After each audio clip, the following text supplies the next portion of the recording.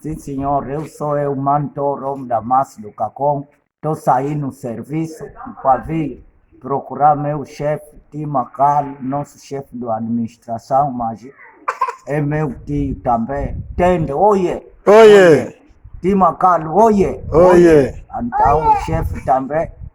Nosso neném, oiê! Oiê! Eu hoje no trabalho já comi embora coisas repolhosas, mas tomatoados, misturado com peixe salgado, que se chama de sambo. Agora, quando banhei na multiuso, mas esse é chuveiro, esse é chuveiro. Outra chuveira, afinal, é água quente, podia queimar a cara e as vistas.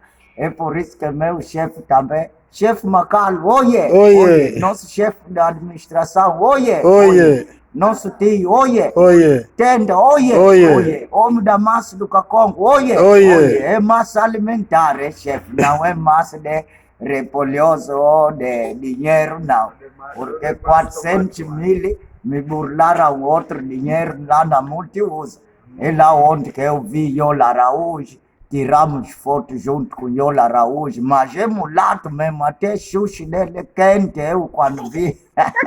Então disse mesmo, estou tirando foto com mulato, Bruna Souza, Preto Show, Cico Messi, Bruna Tatiano, Yola Araújo. Se encontramos na multiuso. E eu, quando estava comendo na mesa, me deram um garfo e colher.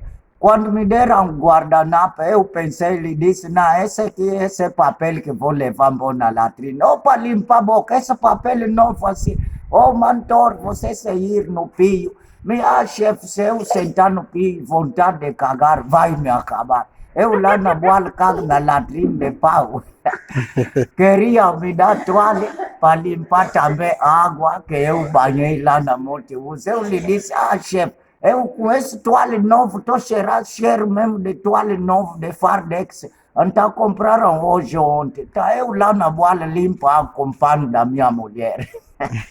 Obrigado, chefe. Ok.